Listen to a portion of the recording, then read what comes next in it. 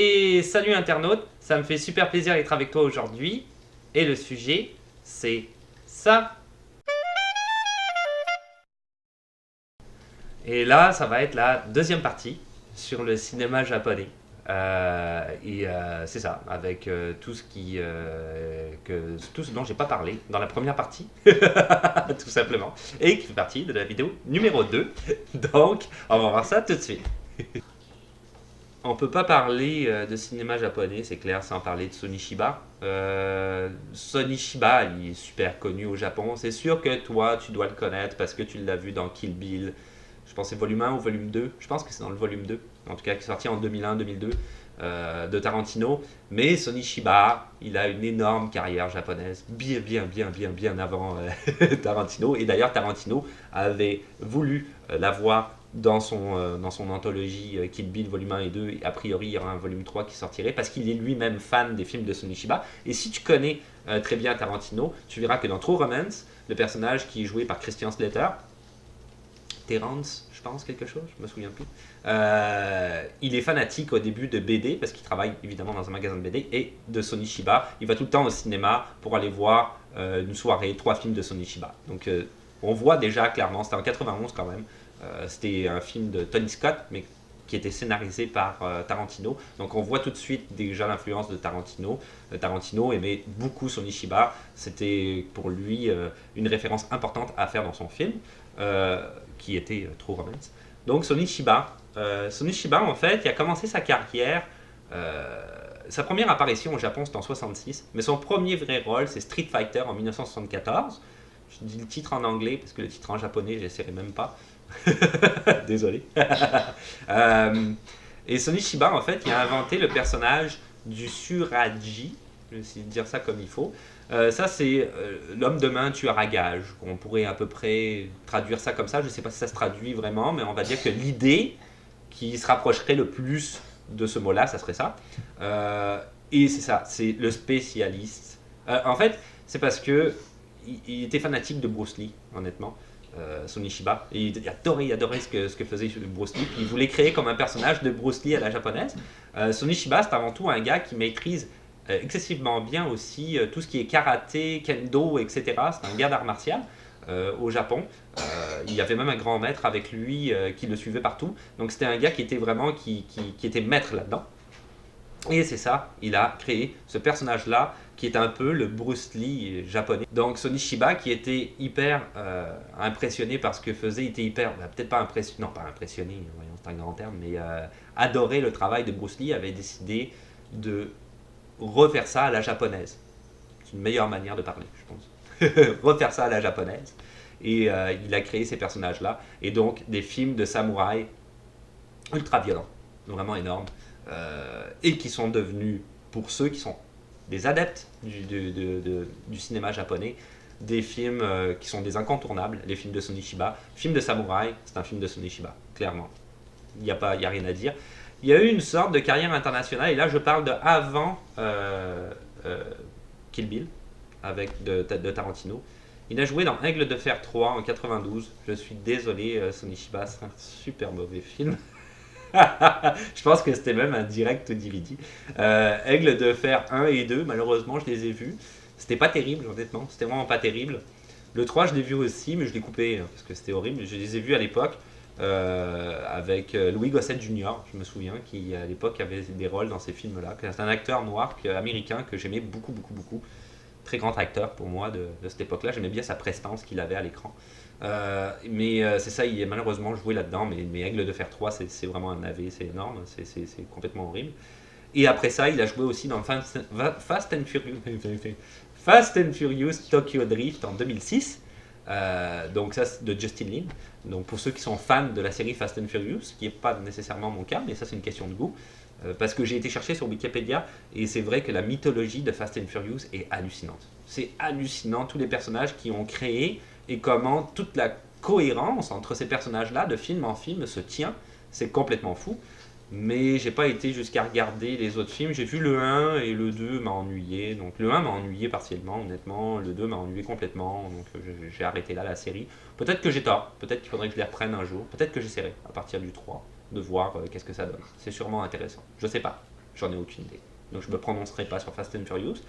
Mais depuis, après Kill Bill, c'est ça, il a fait Fast and Furious de Justin Lin en 2006. Juste pour noter qu'il a quand même fait un autre film américain.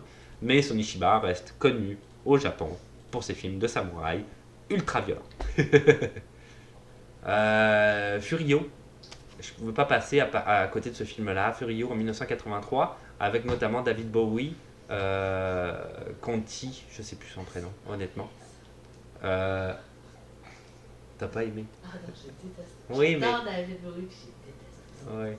C'est peut-être un peu cliché comme film, c'est vrai, mais il fallait en parler parce que ce film-là, en fait, c'est une... comment dire? C'est les Japonais qui ont décidé de faire ce film-là à la base. Et ça a été une coproduction oui, c'est ça, anglo-nippone. Les Anglais, pardon, ont embarqué, pas les Américains, les Anglais, les Britanniques, ont embarqué dans le projet pour pouvoir faire Furio. Furio, c'est intéressant d'en parler parce que donc c'est l'adaptation de 2 livres de Lawrence van der Dast, je pense qu'il s'appelle, autobiographique, donc c'est réellement son histoire. Si t'as pas vu le film, ça parle en fait d'un camp de prisonniers pendant la Seconde Guerre mondiale, dans ce camp de prisonniers là, on voit donc il y a David Bowie qui a le rôle principal et Tom Conti qui joue Laurence van der machin. Il va arrêter d'écorcher son donc et c'est ça, et on voit un petit peu la vie de ces prisonniers là qui sont anglo-saxons. Il n'y a pas que des Anglais, il y a des Anglais il me semble, des Australiens, des Américains, je sais plus trop, mais ils sont un petit peu tous mélangés, et puis et vis-à-vis des Japonais qui sont en face. Fait à noter dans ce film là, Furio. Pourquoi c'est important ce film là, Furio en 83? Il y a plein d'affaires importantes, c'est de Nagisa Oshima. En fait, Furio, le premier rôle, à part David Bowie, le premier rôle qui était tenu par un japonais, donc je ne dirai pas le nom parce que je m'en souviens plus. Ce japonais là, en fait, c'est un compositeur de musique, c'est pas du tout un acteur. David Bowie a refusé de composer la musique du film pour que le film soit plus japonais entre guillemets dans sa manière d'être.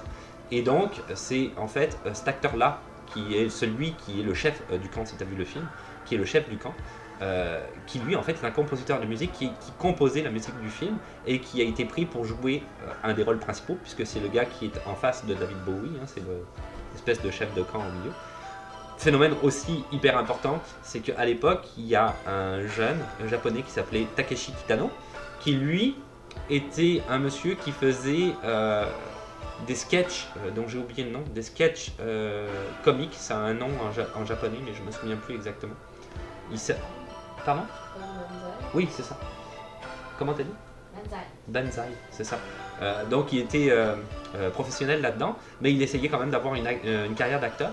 Et ce réalisateur-là le connaissait et il disait non, mais il a pensé ça tout de suite. Il a dit non, mais Takeshi Kitano, lui, c'est sûr qu'il peut faire des rôles dramatiques assez profonds, pas uniquement que du comique.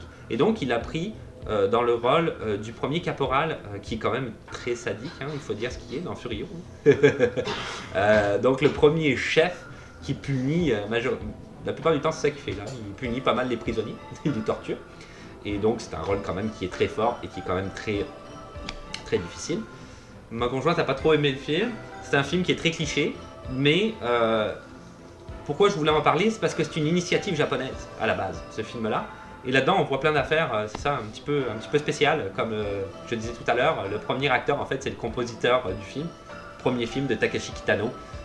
Donc c'est ça, c'est quand même, Furio, c'est quand même un film qui est comment dire, très novateur, c'est une sorte d'ovni un petit peu dans la planète des films japonais, qui sort complètement de ce qu'ils faisaient d'habitude, et ça a lancé la carrière de certaines personnes, ou d'autres personnes ont fait d'autres choses, composent de la musique et ont fait l'acteur en même temps. Donc je rebondis sur Takeshi Kitano qui essayait d'avoir une carrière d'acteur mais qui était plus un comique, et qui là a pu avoir une carrière d'acteur grâce à Furio. Et il a réalisé que son premier film en 1989, Violent Cop, parce que le réalisateur précédent s'est désisté, je pense qu'il était malade, et il a donné Takeshi Kitano. Il a dit ce gars-là est un grand créateur, il écrit aussi des scénarios, même s'il n'arrive pas à se faire produire, prenez-le. Donc il a réalisé ça, et là à partir de là il y a eu la carrière qu'on connaît. notamment avec Sonatine en 93, qui a été son film le plus abouti. Takashi Kitano, c'est un gars qui vraiment évolue dans les films, surtout les années 90, début 90. Là, on parle des films ultra violents japonais, aussi bien psychologiques que même juste cinématographiques, hein, je veux dire ce qu'on voit à l'image. Et lui, il est passionné, bon, en tout cas à l'époque, il faisait beaucoup de films qui étaient passionnés sur les films sur le monde des Yakuza. Donc c'est toujours très violent. À côté de ça, donc parallèlement à ça, il avait quand même aussi dans sa filmographie beaucoup de films comiques entre guillemets. Je mets des guillemets parce que lui, ce qu'il aimait faire, c'est un petit peu de l'absurde, plus ou moins, une sorte d'humour à la japonaise que peut-être nous, occidentaux, on a du mal à coller avec ce genre d'humour-là parce que ce n'est pas notre culture, mais qu'on peut essayer de comprendre quand même. Quand tu sais que c'est pas ta culture, tu peux essayer de faire un effort et de comprendre pourquoi quand tu t'y intéresses. Donc c'est ça, il était un petit peu, il surfait un petit peu comme ça entre ces deux univers-là au niveau des films. Il a joué dans le film de Kenji Fukazuki, je suis désolé pour si j'écorche ton nom, Battle Royale en 2000.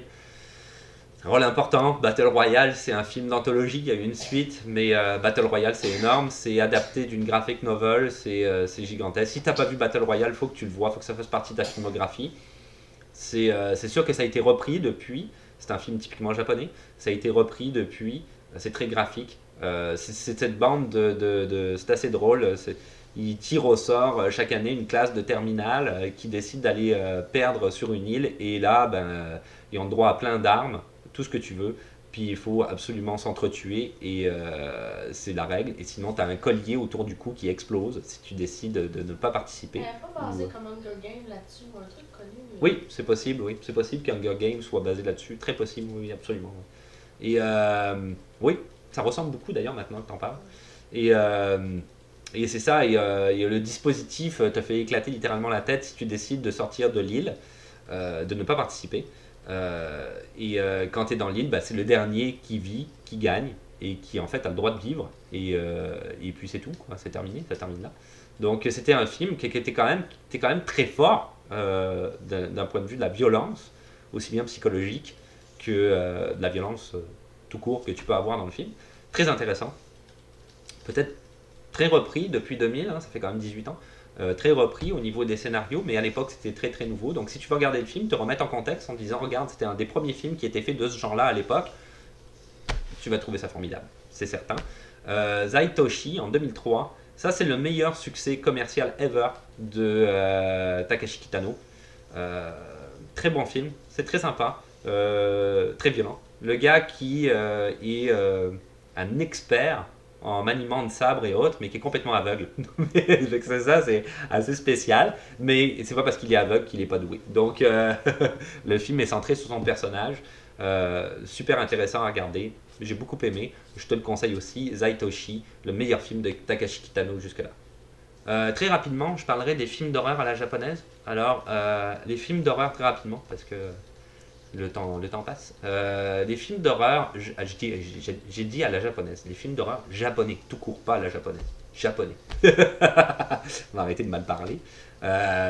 Donc les films d'horreur japonais, au Japon, ils ne pouvaient pas faire de films d'horreur. Les maisons de production refusaient en bloc tous les scénarios de films d'horreur jusqu'à la fin des années 90. Quand même très récent ça. Nous, en Occident, je veux dire, ou même en Italie, etc., je pense à Dario Argento, les films d'horreur, ça fait, je pense à lui notamment, mais il y en a plein d'autres, les films d'horreur, ça fait des décennies qu'on fait ça, ou la Hammer House, mon Dieu, ça date même jusque des années 40 où on commençait à faire des films d'horreur, mais pas au Japon. Au Japon, tu n'avais pas le droit de faire des films d'horreur, les maisons de production refusaient de faire ça, ils pensaient que ça ne fonctionnerait pas, c'était un genre qui était interdit. Fin des années 90, ils ont ouvert la porte, notamment la maison de production que j'aime beaucoup, dont je parle tout le temps, je ne sais pas si je l'aime beaucoup, mais c'est la plus connue, Toho. La maison de production a donc décidé, à la fin des années 90, de produire des films d'horreur et d'ouvrir la porte aux films d'horreur, et les autres maisons de production également. Mais je pense à celle-là parce que c'est la plus importante, je le redis tout le temps. Donc il y a eu des films qui sont sortis d'horreur. En 1997, Ringu, ça a été le premier film de Hidao Nakatu, désolé pour ton nom encore une fois, je fais des efforts.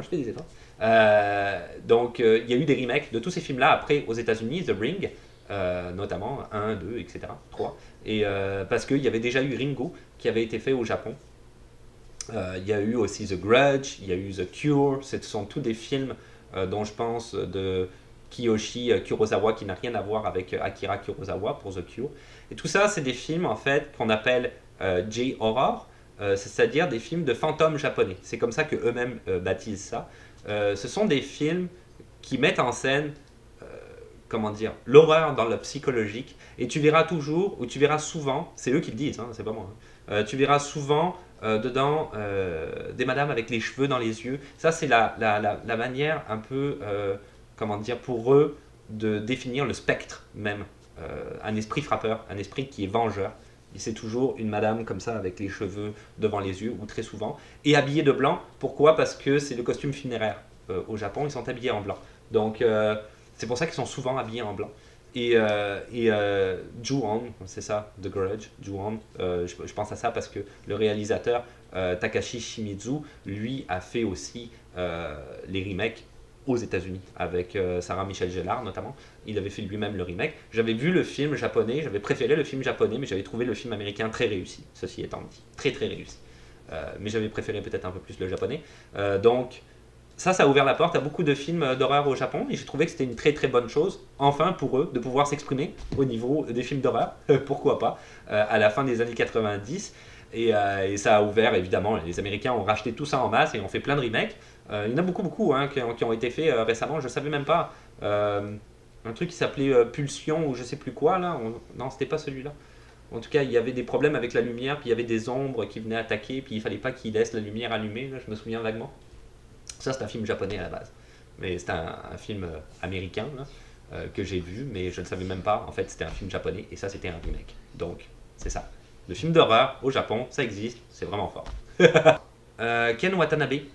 Ken Watanabe, c'est un acteur japonais, naturellement, qui tourne beaucoup aux États-Unis. C'est un de mes acteurs favoris, très honnêtement. Je l'aime beaucoup. Je trouve qu'il joue très très bien. Il parle très bien anglais pour un acteur japonais, honnêtement.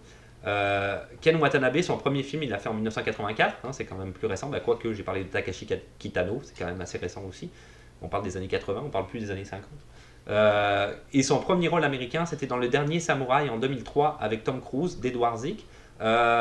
C'est sûr que, encore une fois, les Japonais ont plus ou moins bien reçu ce film-là, parce qu'ils trouvaient que c'était un petit peu caricatural par rapport à la culture japonaise, un petit peu vu de manière, surtout vu d'un point de vue occidental. Ça, ils n'aiment pas trop, et je les comprends.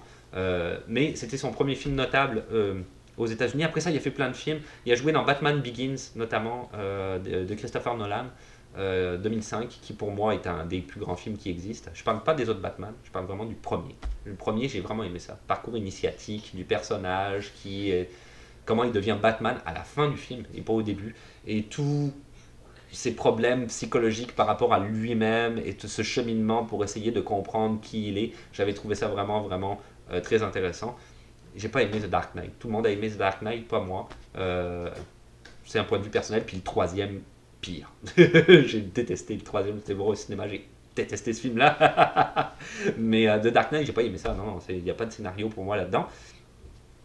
J'enlève pas que Heath Ledger est un super acteur et que je pense que c'est lui qui a le mieux personnifié le Joker. Et vu que dans Suicide Squad, de toute façon, Jared Leto a été coupé, 80% du montage a été coupé, parce que ça a été fait, on en parlait justement hier avec ma conjointe, ça a été remanié par les maisons de production et c'est la pire des choses qui peut arriver quand une maison de production se met dans l'artistique. Donc on ne le saura pas, ce que Jared Leto a fait très honnêtement, parce que tout a été coupé, 80% de ce qu'il a fait a été coupé, donc on ne le saura pas. Donc le meilleur Joker à l'heure actuelle, on verra ce que donne Joaquin Phoenix, hein, tout le monde en parle, si tu le suis sur Instagram notamment ou partout dans les réseaux sociaux, qui est en train de terminer le tournage du nouveau film où il y a un Joker que lui-même personnifie. On verra ce que ça donne, mais le meilleur c'était vraiment Heath Ledger, là, il n'y a pas de problème. Le film en tant que tel n'était pas bon. Mais je ne parlerai pas de ça, je parle de Ken Watanabe. Et donc, Mémoire d'une geisha, c'est aussi avec Ken Watanabe. Lettre d'Iwo-jima, qui lui a été mieux reçu au Japon parce qu'il a été entièrement fait quand même.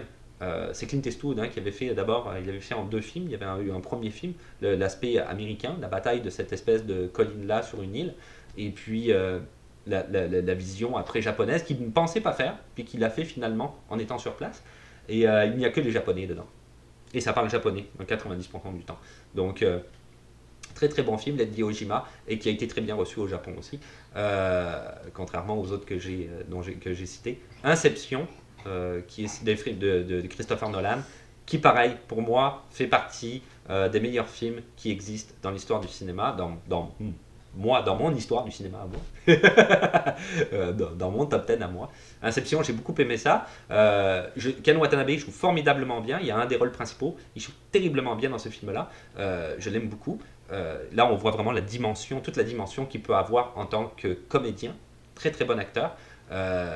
Inception, la seule chose que j'avais pas aimé peut-être, et ma conjointe était d'accord avec moi, c'était la scène de fin, je sais pas si tu te souviens, à la fin ils sont dans la montagne puis ils se tirent dessus, ça dure 45 minutes, c'est un peu long, à un moment donné, ok d'accord, tu te tires dessus, c'est un peu long, mais le reste du film quand même est pas mal parfait, j'avais vraiment aimé ça. Deux choses que je finirai par dire sur Ken Watanabe. D'abord, une chose un peu triste, en 1989, il a contracté la leucémie. C'est quand même une maladie incurable. Il a arrêté de tourner pendant quelques temps, puis il a repris par après. Il y a beaucoup de monde qui l'ont beaucoup aimé. D'abord, Ken Watanabe est beaucoup aimé parce que sur les tournages, il est dit qu'il est très très sympathique. C'est un monsieur qui est très gentil et qui est très professionnel. Et il y a beaucoup de monde, il y a beaucoup de médecins à l'époque qui disaient ok, tu as contracté la leucémie, mais tu es dans un stade où tu vivras pas longtemps. Et il est encore là. Donc, et il continue à jouer dans des films. Donc ce monsieur-là a une force psychologique hors du commun, clairement. Très grand acteur, j'ai beaucoup de respect pour lui. Anecdote, la dernière dont je parlais juste avant, qui est plus drôle entre guillemets, en 2019, il va faire la voix dans le nouveau film Pokémon, parce qu'ils vont sortir un film Pokémon. Ken Watanabe va faire la voix là-dedans, avec Ryan Reynolds notamment, qui est sur le détective Pikachu, ça va s'appeler exactement. En dessin animé ou? Je pense que c'est un film de... Oui, ils font des voix. D'après moi, ça va être un film d'animation. Mais ça faisait longtemps qu'il n'y avait pas eu un film Pokémon. Donc... Tu sais, d'habitude, dans Pokémon, dans les films Pokémon, c'est Amada Masatoshi qui fait une des voix. Oui. Tu vas parler, j'imagine, Ouais. tantôt. Ouais. Shrek aussi. Il Ouais. fait la voix de Shrek aussi. Ouais. Donc, c'est ça, Pokémon. Si t'aimais ça, si t'es assez jeune pour avoir vécu l'univers Pokémon, accroche ta ceinture, en 2019, il y en a un nouveau qui sort. Ça va être super cool, j'en suis sûr. Tout le monde aime les Pokémon. Là, je vais partir peut-être dans le plus divertissement, on va dire. J'allais dire le plus contemporain, c'est pour ça le plus divertissement, ça se dit pas. J'allais dire le plus contemporain, mais je me suis repris parce que c'est aussi contemporain que certaines choses dont je viens de parler. Donc ça n'a strictement rien à voir. Je me suis emmêlé les pinceaux, mais plus peut-être dans le divertissement. Là, je vais parler de gens qui me tiennent beaucoup à cœur, que moi et ma conjointe on aime beaucoup. Surtout ma conjointe, elle les aime beaucoup, mais moi je les aime beaucoup aussi. Hitoshi Matsumoto. Je vais parler de Tanaka Endo Yamakasi et Amada. Je me souviens plus son prénom. Amada Masatoshi. Amada Masatoshi. Ces gens-là, en fait, ils font partie pas mal du paysage audiovisuel, surtout de divertissement comique au Japon. Les Gaki no Tsukai, Downton, Aorai Downton, qui a été créé en 1982 par Matsumoto et Amada, qui est un duo de comiques très très très connu aux États-Unis, pas aux États-Unis, voyons au Japon, aux États-Unis, au Japon. Gaki no Tsukai, qui pour moi est vraiment exceptionnel, qu'il faut voir. Ces gars-là, ils font des choses un petit peu particulières, mais ils sont quand même dans le milieu du cinéma. Donc pour reprendre Matsumoto, par exemple, il fait des films qui sont, en tout cas, un peu particuliers, la manière dont il fait des films. Mais il avait fait, par exemple, Big Man Japan en 2007. Moi, j'ai beaucoup aimé ce film-là. C'est très japonais dans la manière de faire, mais j'ai beaucoup aimé ce film-là. C'est une sorte d'ovni, honnêtement. Là, c'est à voir. Regarde-le. Tu perdras pas ton temps, je te le dis. C'est quand même divertissant, et c'est vraiment à voir. En 2009, Shimboru, Symbol. Même chose aussi, c'est aussi un ovni. Il est enfermé dans une pièce où il touche des petits pénis, puis à chaque fois qu'il touche un pénis, il y a un événement qui se passe à l'extérieur. Et tout ça, c'est parallèle à une histoire avec un lutteur mexicain au Mexique. Donc on voit tout de suite que c'est des histoires qui sont quand même assez hallucinantes. Et puis pour Amada, je parlerai de Ashita Ga Aruda en 2001. qui était aussi intéressant, une sorte de téléfilm qui est passé au Japon, qui lui est pas du tout comique, qui est quand même dramatique et qui montre un petit peu comment ça se passe dans les boîtes commerciales au Japon, les problèmes avec les hiérarchies, ton boss, tes collègues de travail, ton rendement, et c'est assez dramatique. Ces gars-là, moi je les trouve très très créatifs, surtout Matsumoto, va voir Big Man Japan si tu l'as pas vu, et Shinboru, ces deux films-là notamment. Il en a fait un troisième, il en a fait deux autres même, un film, un film qui parle de samouraï, et un samouraï sans épée ou quelque chose comme ça, c'était le titre, et un autre film que j'ai peut-être moins aimé personnellement. Il y en a un, je me suis endormi dessus, m'a dit ma conjointe. Donc ça prouve que ça m'a pas foncièrement intéressé. Mais Big Man Japan et Chiboru, faut que tu ailles voir ça. C'est vraiment, vraiment... Non, c'est vraiment bon. C'est des ovnis. J'arrête pas de dire c'est des ovnis, mais c'est complètement spécial comment c'est fait. C'est fait d'une manière que tu n'as jamais vue. Ça traite de sujets que tu n'as jamais vus. C'est quand même très intéressant et c'est très très bien fait. C'est très bien scénarisé, c'est très bien réalisé et c'est très bien joué. Donc c'est vraiment à voir. Pour Ashita ga Aruda en 2001, ça c'est plus dramatique, mais ça permet peut-être d'avoir une vision de comment les Japonais pensent leur vie au travers de leur travail. Ce qui est quand même peut-être intéressant. Ces gars-là, Gaki no Tsukai, que tu peux trouver du coup sur internet quand même facilement. Je mettrai sûrement un lien en dessous si tu vois des émissions qui sont sous-titrées en anglais. C'est très très très comique, c'est très drôle. Moi je les aime beaucoup, ils me font beaucoup rire. Chaque année, ils font ce qu'ils appellent un Batsu Game. Alors ça, c'est des... si tu connais la Silent Library, je ne sais pas si tu connais ça. Ça, c'était parti un petit peu de là après ça. Enfin, c'est pas parti de là, mais comment dire, c'était donné des challenges par après qui sont devenus des Batsu Games. Mais la Silent Library, c'était un no love. C'est-à-dire que tu es dans une librairie et tu vas avoir des choses qui vont être administrées. Par exemple, je vais dire ça très vite, mais on va te mettre une épine dans la main. Il ne faut pas que tu fasses de bruit, il ne faut pas que tu cries. Mais c'est toujours très très comique. Donc c'est à voir. Et Batsu Game repose un peu sur ces défis-là. Ils sont déguisés et ils vont partir, par exemple, on va dire là, pendant, vous allez être des reporters pour une agence de reporters. Et quand ils rentrent là-dedans, avant c'était 24 heures, maintenant c'est un peu plus raccourci, je pense que c'est 10-12 heures. Avant ils passaient vraiment 24 heures. Ils sont 24 heures là-dedans à faire leur pseudo-job. Et en fait, c'est des séries de sketchs ou d'événements qui vont avoir lieu face à eux. Et il ne faut pas qu'ils rient. À chaque fois qu'ils rient, ils sont punis. Et celui qui a le plus de punitions à la fin, c'est celui qui a perdu naturellement, celui qui rit le plus souvent. La plupart du temps, c'est des coups de bâton dans les fesses.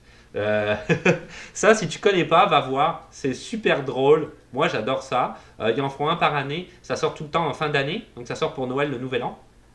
Malheureusement, je mettrai le lien dans la description si tu veux aller voir ça.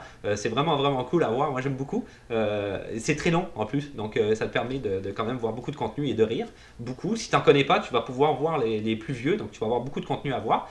Et ce qui est intéressant, c'est ça. Nous, ce qu'on fait, c'est qu'on regarde toujours celui de l'année précédente.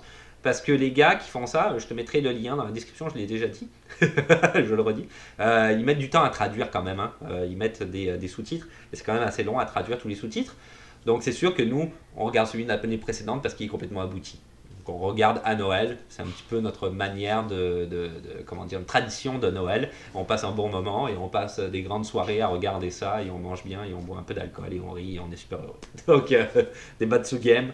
Je te mettrai le lien dans la description et c'est un conseil que je te donne de regarder ça. Tu passeras sûrement un très bon moment. Et voilà, c'est tout pour aujourd'hui. Donc c'est ce qui concernait la partie 1 de ce volet sur le cinéma japonais qui est gigantesque. J'espère que je ne couperai pas au montage comme je dis tout le temps dans l'une des deux vidéos parce que je viens de finir les deux vidéos puis finalement ça m'a pris un temps énorme de dire tout ça parce qu'il y a beaucoup de contenu.